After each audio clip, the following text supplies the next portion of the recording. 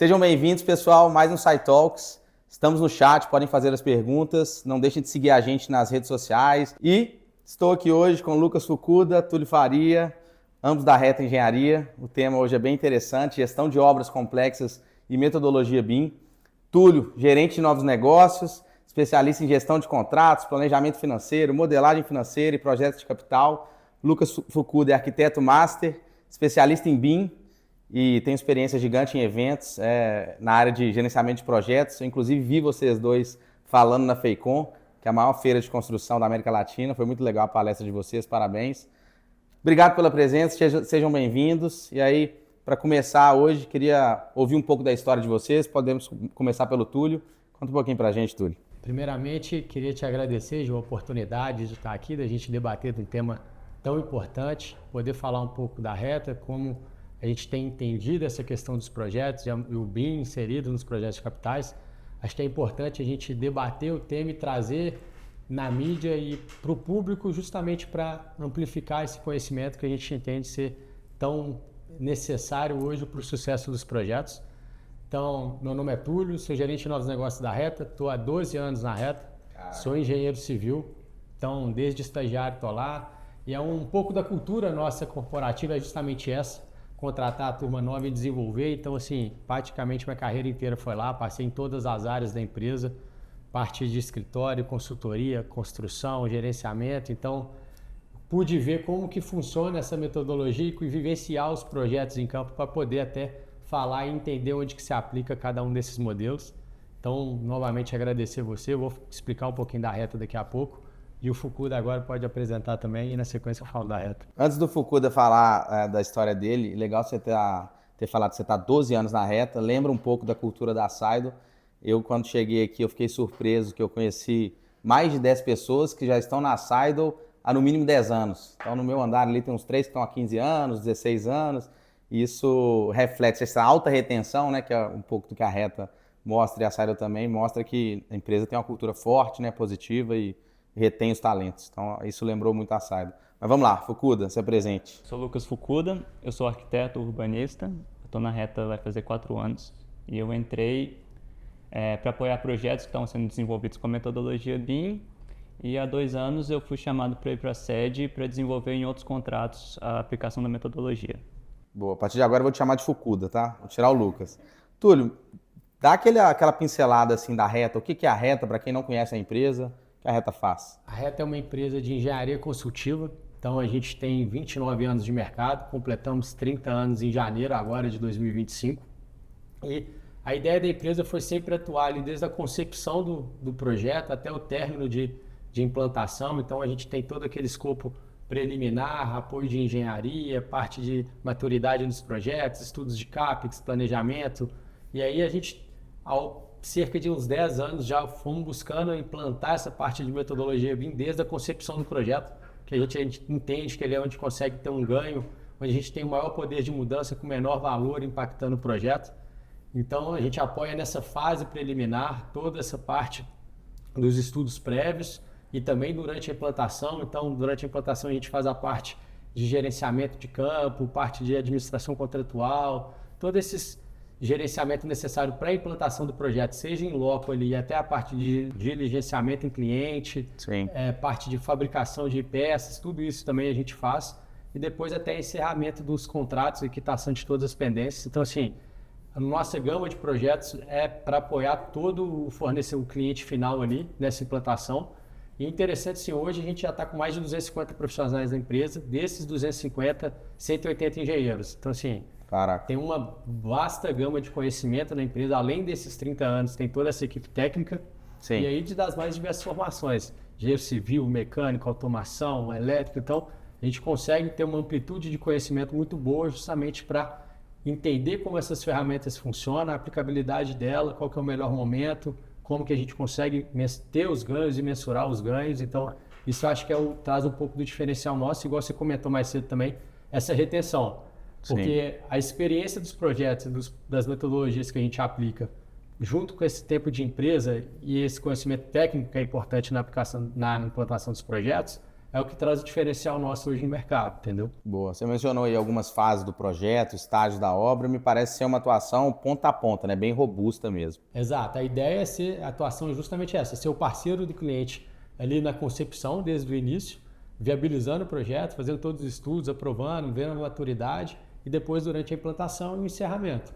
Porque aí a gente consegue atuar no ciclo de vida inteiro do projeto e também trazendo ferramentas e metodologias que depois, durante a operação, ele consiga ter ali ferramentas para mensurar, apoiar ele na manutenção, seja corretiva, preditiva, todos os tipos, e o ciclo de atuando também a depender até no fechamento, por exemplo, pensando em mineração, parte de fechamento de mina, recuperação de áreas degradadas, tudo isso a gente consegue ter conhecimento para atuação. Show. Fukuda, quem que vai tirar algum proveito da conversa? Quais pessoas que estão nos assistindo aí que vão se beneficiar de alguma maneira? Acho que estudantes, profissionais que estão na área, que o BIM ele permite justamente essa gestão do empreendimento. A partir de uma modelagem desse empreendimento virtual, eu consigo aplicar usos a essa modelagem. Então eu posso utilizar na fiscalização, no desenvolvimento da engenharia, na operação e manutenção, conforme o Túlio comentou aqui. Maravilha. E agora a pergunta para os dois aí, vocês podem se organizar. O que é a gestão de obras complexas? Qual que é o conceito? Sim, hoje em dia está ficando cada vez mais difícil porque são cada vez mais rápidos e você tem menos prazo para fazer as coisas. Mas o projeto complexo a gente lida com diversas áreas e as dificuldades são as mais amplas possíveis. Então a gente menciona o seguinte, a aplicação da ferramenta não garante o sucesso. Então a gente tem que ter uma equipe capacitada tecnicamente, com experiência, para poder saber também como entrar com os dados na ferramenta, como manusear esses dados para assim conseguir ter uma gestão.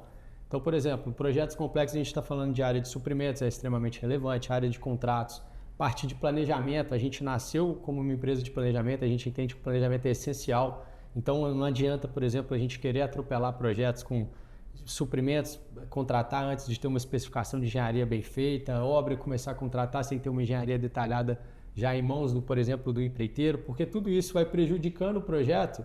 Então essa gestão fica mais difícil. Então hoje a gente tem algumas ferramentas e algumas estratégias de implantação que conseguem serem favoráveis ao sucesso do projeto. Então assim, demanda muito conhecimento técnico e em cada área específica. Então essa gestão, a gente traz as ferramentas justamente para auxiliar. E o BIM a gente entende que é um modelo que auxilia também, justamente por trazer a colaboratividade entre as áreas.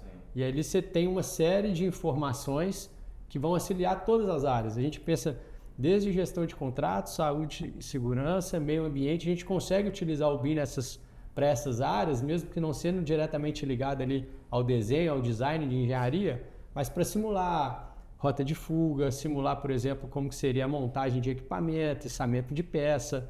Então a gente consegue ter a mais ampla aplicação da modelagem para uma gestão complexa. Sim. Quando a gente fala de diversas áreas, poderia citar que área por área a gente ia ficar 3 horas. Mas o mais importante assim, é a gente pensar que a ferramenta é um meio para a gente conseguir ter gestão. Sim. E a capacitação do profissional que está ali por trás fazendo essa gestão que é o mais importante. E quando você está falando da ferramenta é o meio, o que seria essa ferramenta? Hoje, por exemplo, a gente costuma trabalhar com muitos modelos, por exemplo, de cronograma integrado com a parte de custos de CAPEX e atrelado ao modelo BIM.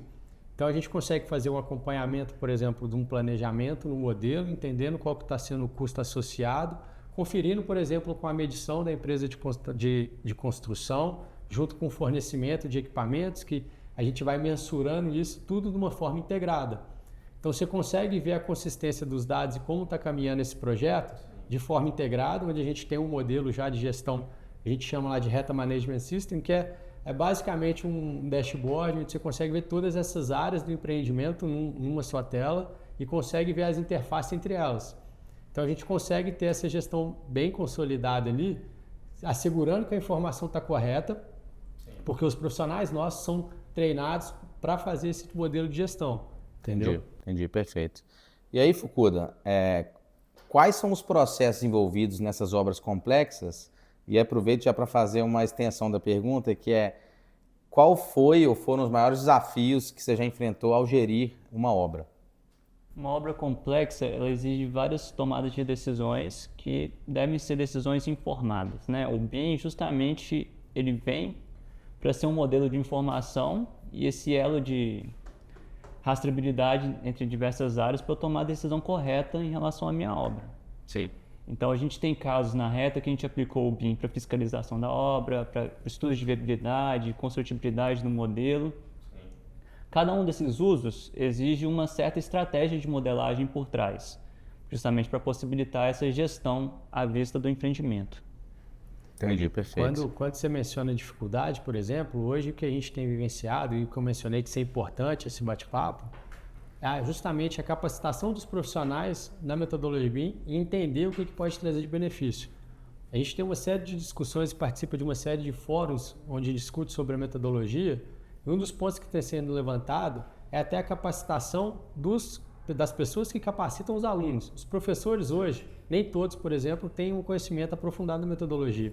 Então a gente entende que tem que vir essa capacitação lá da raiz das universidades também, para a gente conseguir ter mais disseminação do conhecimento. Pelo que eu estou entendendo, a ferramenta, que agora eu entendi que a metodologia, o cronograma, o planejamento, uma série de coisas, ela é importante. Mas sem você ter as competências necessárias, a capacidade técnica de ir ali executar na prática, não vai funcionar, né? E aí que a reta entra com um diferencial no mercado hoje. Exato. Assim, o que a gente tem visto até em alguns clientes, às vezes eles têm muitos dados, muitas informações. E aí quando você vai ver a consistência das informações, não existe.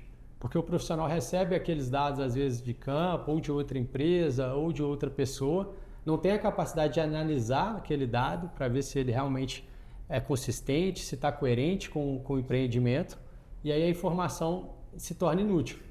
E é o que a gente bate tanto lá dentro, assim, provoca na nossa equipe, é justamente esse desenvolvimento dessa capacidade analítica e vivência de implantação para ter a capacidade de fazer esse julgamento e conseguir dar as informações consistentes. Legal. Essa dor, coincidentemente, ela bate muito com a missão da Saidon, né? Uma das nossas fortalezas, que é oferecer não só a fonte única de verdade, mas ter a integração da informação para ela chegar real e consistente para a ponta, né? Para quem vai tomar a decisão nas empresas. Então, a Saidon hoje, ela tenta simplificar esse ecossistema emaranhado digital das empresas, dos nossos clientes, através da redução da pulverização de softwares. E a gente entende que vão ter softwares nichados e sistemas que grandes empresas vão ter vários sistemas, é inevitável. Mas o máximo que você pode reduzir para poder simplificar e ter esses dados consistentes vai não só te dar essa fonte de verdade real, né? Não os dados soltos, incoerentes, e te ajudar a tomar decisão, entender se o seu business está performando ou não, quando tomar as decisões, qual decisão. Até o fato, por exemplo, que a gente teve outras conversas de unificar os dados, trazer para uma mesma plataforma, você conseguir ver tudo na mesma visão e ver a correlação entre esses dados é importante. Perfeito. Porque quando você consegue fazer isso, você consegue ter a visão do todo e não precisa ficar olhando dados separados e dificultando a tomada de decisão, entendeu? Perfeito. E aí, Túlio, uma pergunta. Quais foram os resultados das estratégias utilizadas para você e para o time envolvido? Eu estou falando dos desafios, né, ao gerir obras complexas. Quais que foram esses resultados dessas estratégias utilizadas? Assim, a gente teve algumas aplicações diferentes em cada projeto. Teve um projeto muito interessante aqui próximo de Belo Horizonte, onde a gente usou a realidade virtual para fazer a parte de gestão de qualidade, planejamento e medição do projeto. Então, a gente tem um parceiro nosso, onde a gente fez a modelagem BIM, tinha o pessoal de campo tinha ali tablet, ou se não um celular mesmo, um smartphone, onde tinha toda a parte, por exemplo, de controle de lista de verificação, não conformidade, liberação de concretagem, liberação de forma, checagem, por exemplo, de inspeção de solda, tudo digitalizado. E aí foi um trabalho, foi uma dor no começo treinar a equipe para aprender a usar, saber como é que usasse toda o ferramental, mas depois disso em campo a gente conseguiu fazer a digitalização dessa parte toda de qualidade e os registros de planejamento. Então o ganho mesmo de fato que a gente vê é o seguinte, eram para ter diversos papéis ali em função do setor, porque tem várias assinaturas, liberações, a gente conseguiu fazer um modelo todo digital, então a gente eliminou muito papel da obra. Hoje, por exemplo, a gente fez uma conta estimada, a gente falou mais de 10 mil folhas de papel. Pensando em uma obra muito grande, lá era um contrato significativo, A gente pensando no databook que era 300 folhas por pasta, eram mais de 30 pastas. Então, assim, você já tem uma noção. Eliminou esse papel. Isso. E fora o seguinte, quando a gente não chegou a mensurar o HH efetivo ali, mas, por exemplo, do pessoal do escritório organizando pasta, de imprimindo documento, garantindo assinatura, tudo isso já vem por meio digital. Sim, ganhou em produtividade humana, né? Redução de homem-hora e agrega na sustentabilidade, né? Menos papel. Quando você fala, pergunta de curioso, quando você fala de realidade, você falou realidade aumentada, são aqueles óculos, qual que é a tecnologia? O Fukuda pode até explicar Não melhor. necessariamente. Existem o HoloLens, né, que é uma tecnologia mais avançada, mas para a gente democratizar e possibilitar essa colaboração de campo, a gente optou por utilizar tablets e celulares, que são tecnologias que são mais acessíveis. Perfeito. Para isso, a gente teve que segmentar o modelo, era um canal assim, de mais de 1 quilômetro de extensão, então a gente fez por partes, por setores, para facilitar com que esse modelo ficasse sobreposto à realidade física, e com isso eu visualizo a realidade e no tablet o meu modelo sobreposto, justamente para fazer essa fiscalização e esse avanço do campo. Então o campo reporta o seu avanço e a equipe de fiscalização também. Entendi. E tudo isso alimentava o relatório gerencial em BI para a tomada de decisão. Como é que tá faltando armador? Tá faltando... Quais são os problemas que eu estou enfrentando? Então eu estou empoderando as rotinas de Lean Construction para de fato ter uma obra mais eficiente. E para executar isso, você usa, vocês falaram, no tablet ou celular, no campo mesmo, né? Ele consegue fazer a leitura. Entendi que é um pouco de FVS, de não conformidades. Então você consegue fazendo a leitura através desse software. A gente só precisa calibrar um modelo que é muito simples, escolher 2 pontos que correspondem no modelo virtual e ele sobrepõe na escala 1:1 nesse tablet. Bem moderno. E o que é o interessante disso também, que assim, às vezes a gente não tem essa visão de longo prazo, né? Mas você vai terminar o projeto, entregar o projeto para o seu cliente com um databook digitalizado todo. E, por exemplo, vamos supor que ocorra alguma patologia ali com 5, 10 anos de projeto entregue. Então ele consegue verificar, tudo isso é georreferenciado. Então ele consegue entrar no databook, pesquisar se houve durante a construção alguma não conformidade naquela região, algo que possa ter gerado essa patologia lá no longo prazo, que ajuda ele na manutenção também. Então assim, às vezes as pessoas ficam com um preconceito, ou se não, não, isso não vai pegar, não vai dar certo, mas não vê o ganho que gera no todo, entendeu?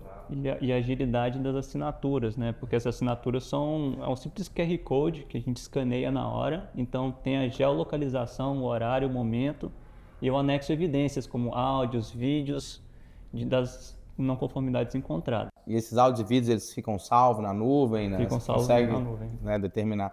Pô, já vi aqui vocês falando aí 2 minutos, 3 benefícios claros. Redução de homem-hora, ou seja, redução de custo, redução de papel, então sustentabilidade, e agora facilita a manutenção, caso venha dar algum problema no médio e longo prazo. E você consegue fazer a mesma coisa, por exemplo, quando você tem uma modelagem, um BIM bem estruturado, desde a fase de engenharia ali, conforme o projeto certinho. Na implantação, você mantendo uma equipe mínima para fazer os ajustes, que às vezes pode ocorrer uma interferência em campo ou algum ajuste necessário para corrigir esse modelo. E de forma semelhante, você consegue ter toda essa parte de qualidade referenciada dentro do modelo e você usa esse modelo depois também para a equipe de manutenção.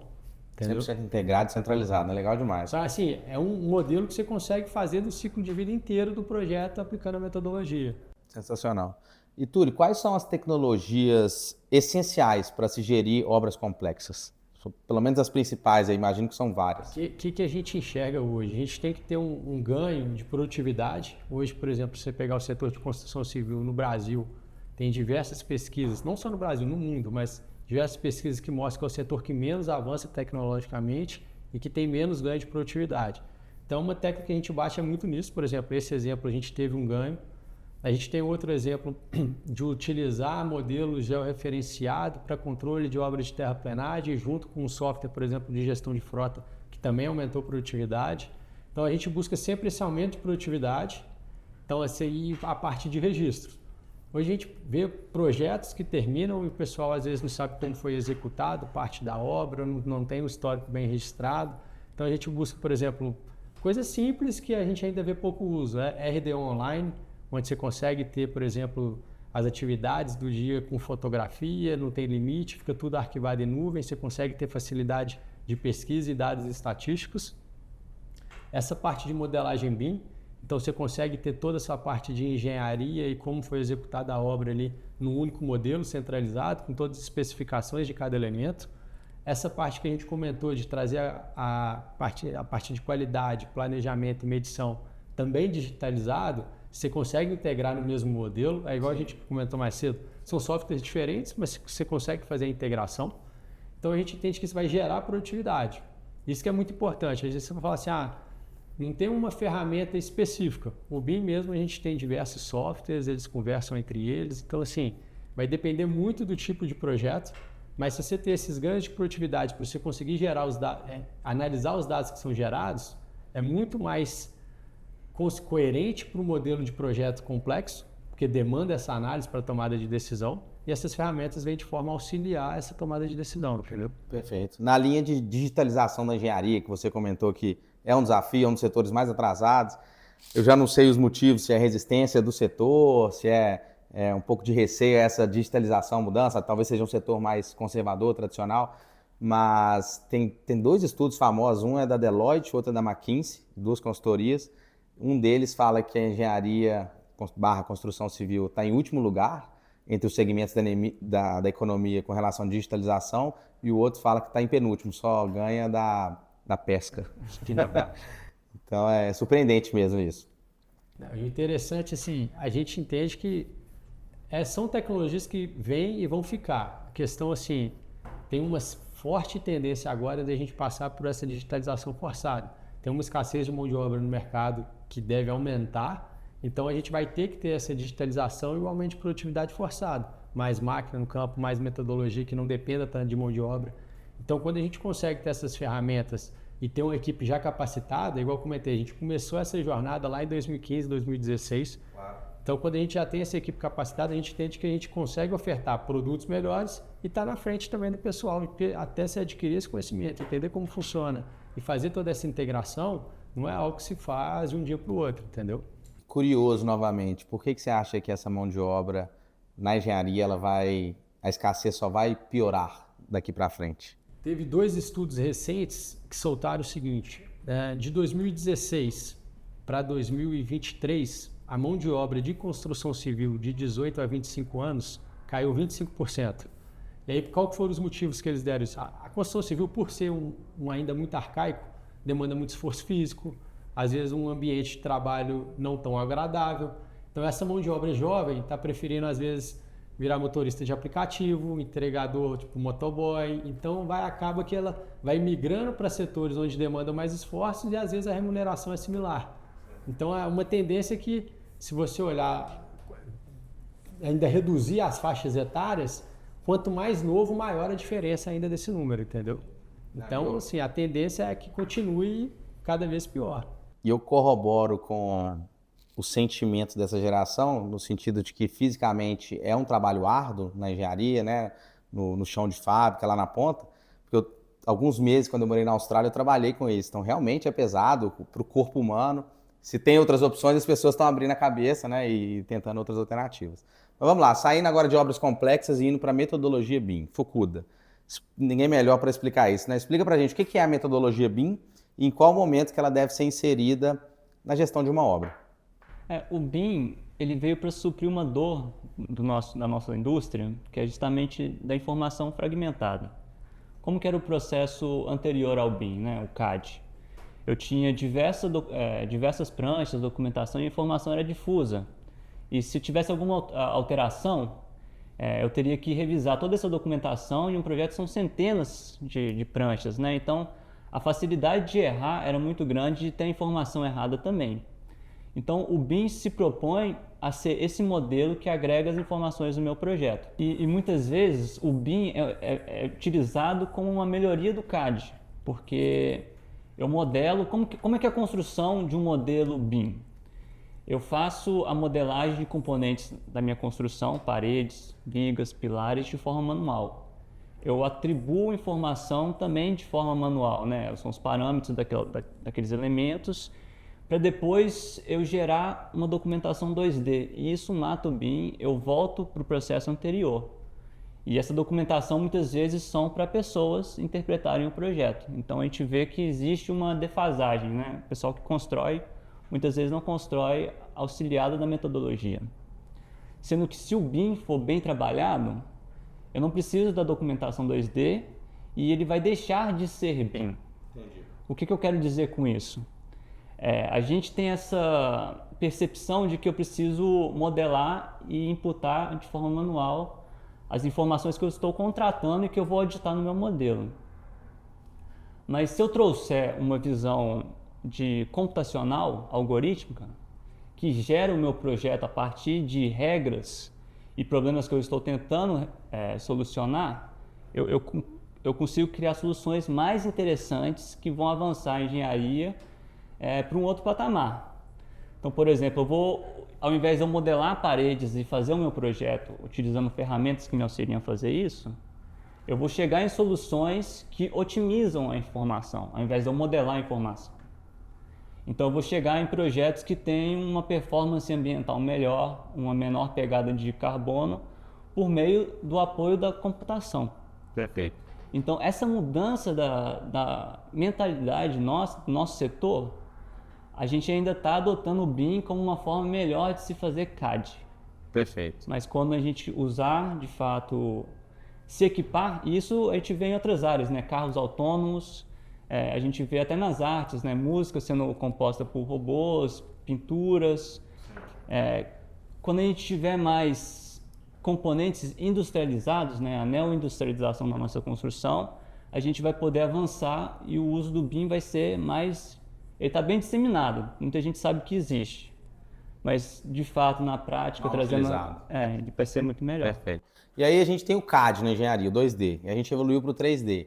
E aí me tira uma dúvida, o BIM, eu já vi falando 4D, 5D, 6D, quantos Ds na verdade é o BIM? Existe essa determinação? O que a gente tem que focar é o que eu quero extrair daquela modelagem.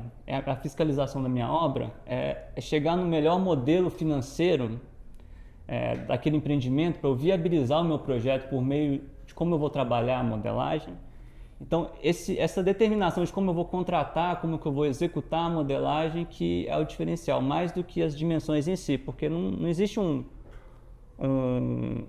são muitos usos que você pode estabelecer na modelagem. Então, se a gente ficar preso nas dimensões, a gente reduz muito a discussão.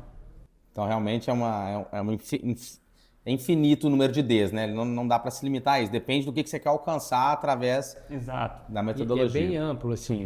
Vamos supor, a gente entregou um produto que a gente disse que é até o 6D, que é a dimensão de sustentabilidade. A dimensão de sustentabilidade também pode ser ampla. No nosso caso, a gente fez o estudo da pegada de carbono para o cliente e aí ele foi apto a entrar na classificação de Green Bonds, que é um modelo de financiamento mais barato.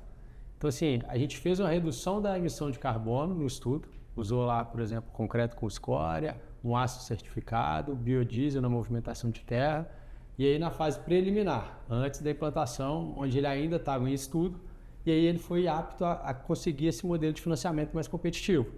Então, você usou a ferramenta como um meio, é o que a gente fala, o BIM é um meio, ele não é um produto que você vai entregar e terminou. Sim. Ele foi um meio para conseguir, às vezes, viabilizar um projeto na modelagem financeira, esquecendo a parte de engenharia, que ele já estava determinado, vamos pensar que a gente não mudou o que foi pensado, o design ali, mas trocou alguns materiais que às vezes pode viabilizar esse projeto na modelagem financeira.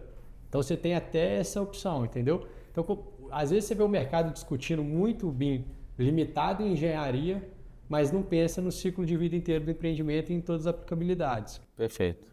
E agora fazendo um mix dos dois temas de hoje, qual que é a importância do BIM nas obras complexas? Cara, é justamente ter essa informação integrada e ter pessoas fazendo um trabalho que realmente ressignificar o trabalho das pessoas, né? Tirando o retrabalho, ganhos de produtividade. Então, quais são os impactos para quem não usa o BIM? Hoje eu acho o seguinte, quando você não tem essa informação centralizada, a gente vai cair em tudo que a gente falou que a gente teve de ganho, só que ao contrário. Você vai ter improdutividade, custo elevado, retrabalho no campo, retrabalho no escritório. Então, assim, o fato de você não conseguir ter consistência nos dados te leva a uma maior probabilidade de falha na implantação. E aí, se abandonando um modelo que pode ser útil até também na operação, você vai incorrer em custos mais elevados também na operação. Então, assim, é uma série de coisas em cadeia. Então, assim, as pessoas teriam que pensar como fazer o uso dessa metodologia do modelo no ciclo de vida inteiro do projeto, que é um investimento relativamente baixo comparado com a implantação de um projeto complexo. Boa. E aí, dada a experiência de vocês com a metodologia BIM, quais são boas práticas ou o que não se deve fazer ao utilizar a metodologia?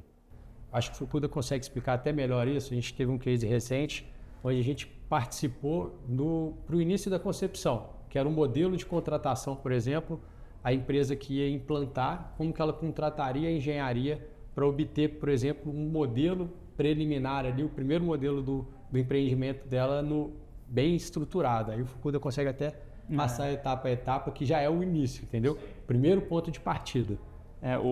O cliente, no caso, ele queria ver como que o BIM seria aplicado ao setor dele, o setor hidrelétrico. Então, a gente fez um exercício de escrever um manual, entendendo quais eram as etapas para viabilizar um projeto em BIM nesse setor aplicado. Então, basicamente, onde que o BIM é aplicado nos estudos de viabilidade, na construção, na inspeção das peças, né, e na operação. Tudo isso, a gente criou uma matriz de requisitos de quais informações deveriam estar presentes nos modelos, nos componentes, como que a gente ia verificar essa informação e a gente extrapolou criando o modelo a partir da engenharia básica, onde a gente conseguiu trabalhar essa questão da modelagem financeira. E a gente mostrou que uma visão um pouco mais integrada do planejamento, do orçamento e da sustentabilidade, no caso das reduções das emissões de carbono, é benéfico para o projeto. Sim. Então, nesse projeto, a gente conseguiu reduzir as emissões em 40%.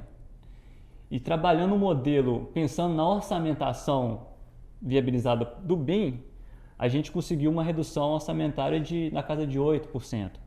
Que isso numa hidrelétrica é muito grande. Sim. E às vezes a gente trabalhando com informações 2D, arcaicas, né, em CAD, a gente acaba majorando as incertezas e gastando mais do que realmente a gente precisa, né? E se eu não entendi errado, me corrija se eu estou errado, o estudo do BIM, ele começa lá atrás, antes da obra ser iniciada, muito antes, certo? Muito antes. Ele começa na engenharia, por exemplo. O que a gente tem auxiliado alguns clientes nossos é justamente como fazer essa contratação, que é a parte que eu falei até de capacitação da equipe. Então hoje o pessoal entende que é uma metodologia boa, é uma boa prática a ser aplicada, mas, por exemplo, não consegue escrever uma especificação para contratação, não consegue determinar os requisitos. Então a gente tem apoiado esse cliente nisso, porque isso já parte de um modelo ali consistente. Então, por exemplo, até o critério, por exemplo, como você vai remunerar a empresa de engenharia que está desenvolvendo todo um modelo BIM, porque ela deixa de te entregar a prancha, ela te entrega o modelo. Então muda até a forma de pagar. Então isso a gente tem auxiliado todos esses clientes para conseguir fazer especificações coerentes, para ter um modelo bom e conseguir ter essa informação desde a concepção, nascendo ali já da engenharia básica para depois ser detalhada no modelo e você ter esse modelo consistente para utilizar na construção e depois para manutenção, entendeu? Você tem uma empresa construindo, vou usar o mesmo exemplo da hidrelétrica, só que eles estão no meio da obra e eles entraram em contato com a Retra para ajudar na parte do BIM, que a gente acabou de falar que o ideal é começar lá atrás. Faz sentido? Vocês ainda conseguem ajudá-los ou tarde demais? Faz sentido.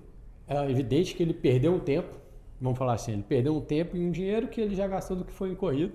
Então, tendo a engenharia definida, teria que fazer toda essa modelagem, você teria que entrar com todas as informações. É evidente que isso demora um tempo também, tem que ver quanto tempo ele tem para frente, mas ele consegue utilizar esse modelo ainda para fazer a gestão da obra dele, da implantação do empreendimento daquele ponto em diante, e também para manutenção. A hidrelétrica vai ficar ali funcionando por 100 anos.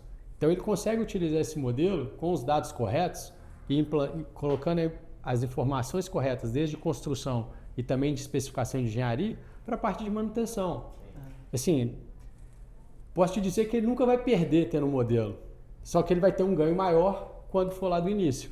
Entendeu? Poderia ter ganhado mais. Sim. Exato. E modelo que a gente fala é um modelo de informação, porque o 3D é uma camada de informação a mais atribuída ao modelo, né? Um computador, ele pega um IFC, que é o nosso modelo neutro, que é diversas ferramentas conseguem interpretar a mesma informação, e ele traduz isso num modelo 3D que é para humanos, né? O computador ele não precisa do 3D. Então esse modelo de informação que é o mais importante, que deve ser estabelecido desde a etapa de contratação. E aí, Fucura, você citou alguns dados aí interessantes com relação ao custo final da obra ou aumento da margem de lucro. Qual que é o impacto do BIM nisso?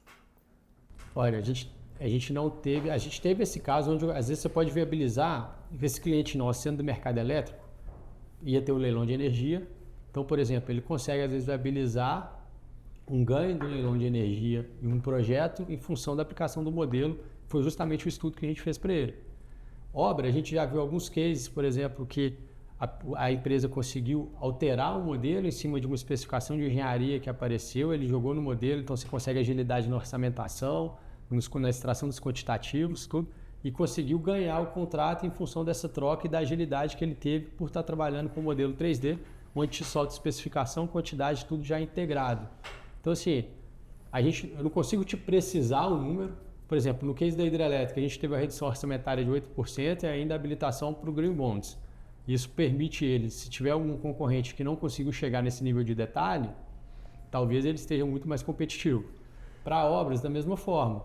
Às vezes você vai ganhar um contrato que você não iria em função, às vezes, de otimizações ou de maior acuracidade das informações. Então, por exemplo, você vai ter um modelo pensando num contrato que seja a preço global, por exemplo, ele consegue ter ali um modelo dele, a quantidade exata dos quantitativos que vão ser executados, desde que o modelo esteja bem estruturado. Se você vai pensar na mão, aquele levantamento de quantitativo manual, tem uma série de arredondamentos, tem um fator de segurança que o pessoal adota por causa da incerteza, às vezes, de entendimento do projeto, que você elimina isso no modelo. Perfeito. Então, assim, às vezes a gente pode pensar, além da lucratividade, também da oportunidade, que só vai existir porque você adotou uma metodologia que te dá maior acurácia nas informações. E o BIM permite você estudar esses cenários de forma antecipada, porque anteriormente você esperava a engenharia ficar pronta em 2D, aí você pegava todas aquelas pranchas, você montava o seu planejamento, o seu orçamento, aí você via que não era viável, você tem que cortar na canetada ali os quantitativos, mudar a especificação, ou seja, vira um Frankenstein da engenharia, você tem que começar a obra sem a engenharia conversar com o orçamento que você tem, sendo que se você for checando isso durante o desenvolvimento da engenharia, sabendo o custo, a orçamentação ser justamente esse ponto de decisão para onde que a gente vai, a gente consegue ter tempo de simular cenários de um concreto com menor impacto ambiental. Quanto que ele custa? Será que a gente vai adotar ele? Será que a gente vai mudar a solução? É um avanço tremendo. Aqui na Saido a gente é muito antenado com essa questão de sustentabilidade, e você citou algumas vezes Green Bonds, não sei se eu entendi o termo certo. Você consegue explicar para a gente o que seria esse termo? Hoje no mercado, vamos falar assim, você vai ter, não posso falar que são 6 linhas de financiamento de projetos, até onde a gente pesquisou. Dessas linhas você tem a convencional, que é onde os projetos normalmente são feitos, e tem esse modelo de Green Bond, que são os projetos sustentáveis. Então tem uma série de fundos internacionais e nacionais que fazem um investimento nesses projetos justamente por serem mais sustentáveis e a taxas mais competitivas. Até o governo de vários países lançam títulos públicos sustentáveis pagando taxas maiores.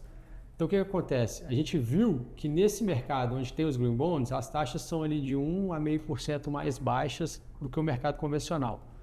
O projeto da hidrelétrica, a gente estava falando coisa próxima de 700 milhões de dólares em 5 anos de implantação.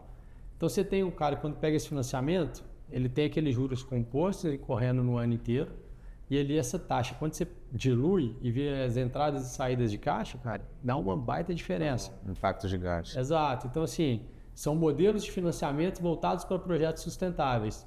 Então, hoje você tem empresa no Brasil que emitiu mais de 700 milhões de bonds, que são títulos de dívidas, nesse modelo. E conseguiu a taxas, remunerando taxas muito mais baixas que o mercado convencional. Entendeu? Maravilha. Bom, falamos bastante de obras complexas, metodologia BIM, e agora já caminhando para um final, o que vocês consideram que mais mudou na vida profissional de vocês até hoje, com essa digitalização, ainda que muito atrasada, né, uns setores mais atrasados, mas a digitalização na construção civil? Eu comecei a trabalhar com BIM em escritórios de arquitetura, né, fazendo projetos, trabalhando na questão da documentação, projetos executivos. quando eu vim para a reta, esse horizonte se expandiu para a questão de planejamento, orçamento, e eu vejo hoje que o potencial da aplicação da metodologia é muito maior, muito mais ampla, e como de fato a gente pode levar o BIM para a obra, levar para a operação, viabilizar um projeto por conta da sustentabilidade, do modelo financeiro, e isso foi só por conta da digitalização do BIM. Maravilha. E você, Túlio? Sendo bem sincero, a gente fala assim, eu fiquei 7 anos em obra, que a gente chama de trecho, né? Morei quase todas as regiões do Brasil. Não tive nenhum projeto onde tinha essa metodologia muito bem aplicada. Aí tem 1 ano e meio que eu voltei para o escritório e estou à frente dessa área de inovação. E a gente começou a ver os ganhos. Tem 5 anos que a gente está implantando em alguns projetos. E aí você começa a ver os ganhos que isso gera de fato. Tem a resistência da equipe, mas você vê que os ganhos, você fala, pô, se eu tivesse tido isso na minha obra, a gente teria economizado tantos milhões de reais, teria tido menos mão de obra aqui, menos risco correndo em campo, menos gente para transportar, para ter que mobilizar. Então você vê uma série de ganhos que assim, eu estou experimentando agora, mas não estando de fato na implantação, mas você vê que realmente gera resultado. E aí essa transformação, assim, teve algumas perguntas aqui que vocês viram que eu direcionei para o Fukuda, justamente porque demanda uma especialização de conhecimento técnico que é quando você está, às vezes, em campo, são algumas poucas empresas que conseguem dar. E isso a gente tem fornecido às nossas equipes, aos clientes hoje, muito porque a gente entende que é o necessário para os projetos. E por mais que você não teve a oportunidade de usar o BIM in loco nas obras, quando você teve no trecho, pelo menos agora você tem a oportunidade de oferecer isso para os engenheiros e provavelmente facilitar a vida deles lá na ponta, né? Não, exato. Hoje a gente tem vários trabalhos que a gente de gestão e gerenciamento que a gente já oferta isso justamente com essa metodologia, com a digitalização, porque quando a gente está ofertando para o nosso cliente, por exemplo, digitalizar a parte de qualidade, RDO, integrar isso num modelo único, a gente está economizando mão de obra nossa, dando uma oferta mais competitiva para o cliente e ele está pagando menos por projeto e a gente está gerando mais valor do que se tivesse ainda atrasado. Sim. Então, assim, é um baita ganho que apesar de eu não ter vivenciado em loco, hoje eu consigo ver funcionando nos projetos que a gente tem. E tem que ser resiliente. Toda conversa é a mesma coisa. O ser humano, estou generalizando, talvez não é a melhor maneira de fazer, mas o ser humano ele é resistente à mudança. Então você tem que ser resiliente, pessoas vão ser resistentes, mas você está vendo aí, através de dados, estudos, que essa inovação, o BIM e a tecnologia como ferramenta, ela vem para trazer impactos positivos, né? Então... Não, e é resiliente, como eu comentei no começo, a gente está nessa jornada desde 2015 e 2016. Se eu parar para colocar na ponta do lápis, são 8, 9 anos aí, trabalhando na parte de tecnologia, levando incentivo para inovação para dentro da empresa, desenvolvendo colaborador. Porque hoje você vai falar, pô, vou fazer uma implantação com o modelo BIM e a parte de gestão digitalizada. Se você não tiver uma equipe treinada, que já entende o funcionamento do software, você vai ter curva de aprendizado, vai ter resistência, vai ter quem vai jogar contra. Então, a gente já tira essas restrições desde o começo. Justamente treinando a equipe, trazendo inovação, capacitação, que é o que a gente entende que vai funcionar. Boa. E aí, Túlio ou Fukuda, qual que é a recomendação que vocês dão para os profissionais da área de vocês que estão em busca de digitalizar esse processo de gestão de obras complexas? Quadro em branco, falem o que quiserem. Nossa, não desista, né? Que você vai encontrar muitos obstáculos. E começa pequeno, né? Com piloto e escala isso, né? Porque hoje, basicamente, nossos planejamentos já estão incorporando a metodologia, os nossos orçamentos também. E tem que escalar agora, né? Sonhe grande, mas comece pequeno, né? Não dá para você querer dominar o mundo de uma vez. Exato. Os projetos que a gente começou, a gente até brinca com o Fukuda, a gente vem desenvolvendo ao longo desses 2 anos que a gente está trabalhando junto. No primeiro ano a gente tinha 3, 4 cases, depois 5 cases. Ano passado tivemos esse case da hidrelétrica que foi exposto na FEICOM. Então, assim, essa evolução vai de acordo com a maturidade da empresa e com o conhecimento que vai ganhando ao longo dos anos. Não adianta, foi o que eu comentei, que não vai ser de um dia para o outro. Exato. Então, essa resiliência tem que ter mesmo. E a busca também, o que a gente fala da inconformidade com aquilo que você está fazendo no dia a dia, porque sempre vai ter jeito de melhorar. Então, o pessoal tem que estar inconformado e buscar essa melhoria contínua sempre, que é o que está no espírito nosso. Maravilhoso. Focar no valor, né? Valor agregado, né, para o cliente, claro. Pessoal, acho que é isso, chegamos ao fim. Se vocês tiverem algum recado final para dar para quem está nos assistindo, alguma mensagem para finalizar, fiquem à vontade. É mais agradecer novamente, viu? Eu acho que assim, é um tema muito relevante, a gente tem que debater, tem que expor. E até você comentou para quem está começando, a gente não foi direto também na resposta, mas, cara, tem muita coisa para capacitação, tem curso grátis pela internet, a gente consegue auxiliar de várias formas, indicação, eu fico brincando, tem muita gente que às vezes a gente publica no LinkedIn, vem pedir dica, e a gente responde, assim, cara, é mais agradecer, estamos à disposição sempre da saída, da gente, das conversas, das parcerias que a gente está fazendo, e convidar a turma que tem interesse, que quer debater, a mandar mensagem, interagir com a gente, que a gente conversa com muita empresa também para tentar ajudar, tentar desenvolver mais a metodologia. Por exemplo, a gente é associado ao BIM-Fórum justamente para tentar trazer mais conhecimento interno e tentar levar conhecimento para os clientes. Eu acho que a gente está na fase de tentar disseminar o conhecimento para, de fato, começar a ter produtos relevantes igual a gente tem conseguido ter. Então, assim, é mais agradecer por ter convidado a gente para debater um tema tão relevante no nosso setor. Perfeito. E se você não quer deixar a sua pergunta no chat, pode entrar em contato. Lucas Fukuda, Túlio Faria, Fernando Gil, estamos no LinkedIn. É isso aí, valeu. Obrigado. Obrigadão, Gil. Obrigado, turma. Valeu, gente.